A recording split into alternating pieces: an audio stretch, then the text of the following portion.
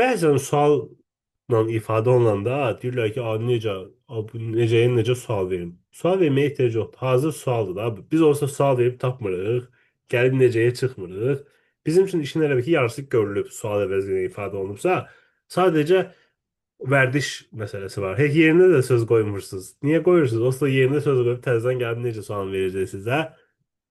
Necə oxuyur? Məsələn, yaxşı oxuyur, deyir ki, necə oxuyur? Hə, tərz hərəkətdir. Hazır sual verilib. İndi sözümü hara gətirirəm? Məsələn, niyə oxuyur desək, buradakı zərfi iki məna önündə düşünmək olar. Niyə? Bəli. Çünki adamın oxumasının səbəbi də ola bilər. Məqsədi də ola bilər. Məsələn, kimsə bunu danlayıb, bu da gedib ona görə oxuyur. Danlandığı üçün oxuyur. Hə, uşaqlara izah edir. Ola bilər. Mən çoxdan abituriyent razılaşdırmıram. Hə, ola bilər ki, o daha rahat olsun uşaqlar üçün. Bir də ki, məsələn, bayaqki kimi də qəbul olmaq üçün oxuyur. Niyə sözü burada həm səbəb, həm də məqsəd zərfliyi ola bilər. Bəs siz elə bir cümlə qura bilərsinizmi? Orada niyə sözü bilinsin səbəbdir yoxsa məqsəddir? O təbii ki, feildən asılıdır da. Elə bir feil olmalıdır ki, onun ancaq səbəbi ola bilsin o söz. Məqsədi ola bilməsin. Məntiqlə düşünün görün. Sən niyə gəlməmişdin? Yox, bu da məqsəd ola bilər. Məsələn, gəlməmişdim ki, filan kəsi orada görməyim. Əsəbləşməmək üçün gəlməmişdim. Hə. Bax, ipucu verirəm.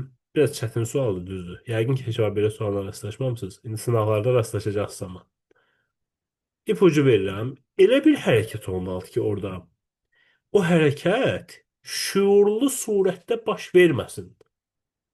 Yəni, sən onu deyəməzsən ki, mən qarşıma məqsəd qoydum, ona görə bu hərəkəti elədim.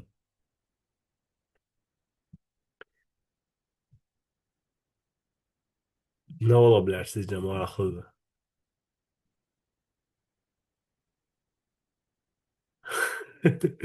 Çox kömək oldu. Niyə xəstələndin? Ay sağ ol, çox gözəl. Çox gözəl nümunə idi Həmidədən. Adam məqsədli surətdə xəstələnə bilməz. Yəni ki, deyirsən ki, mən xəstələndim. Biraz da yəni özün xəstələndirmirsən ki. Niyə xəstələndin? Çünki soyuqda qalmışdım, xəstələndim. Soyuq su içdim, xəstələndim. Nə bilim, xəstə adamla görüşdüm, xəstələndim. Niyə çata bilmədin? Çata bilmək hardasa birazca məqsəd kimi düşünmək olar. Özüm qəsdən gedəcəkdim ki, nə bilim, axırına çatım. Bir dənə də qəşəng nümunə mən deyim. Niyə unutmusan? Bax, çox konkret bir nümunədir. Niyə unutmusan? Heç vaxt burada niyə məqsəd bildirə bilməz. Düzdürmü? Mən yəni, unutmaq axı şuurlu surətdə baş vermir. Niyə onu unutmusan? O filan məqsədlə. Bunun ancaq səbəbi ola bilər. Sənin unutmağının ancaq səbəbi ola bilər. Məsələn, yorğun ola bilərsən, yuxusuz ola bilərsən. Nə bilim, elə dərmanlar var ki, yaddaşı zəiflədir. Çoxlu dərs oxuyarsan, o da başqa tərəfdən yaddaşı zəiflədər və s.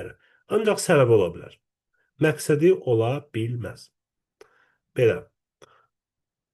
Yaxşı. Səbəb Müəllim, belə nümunənin onda səbəb kimi düşünülə bilməyib, məqsəd kimi düşünülə biləni yoxdur onda.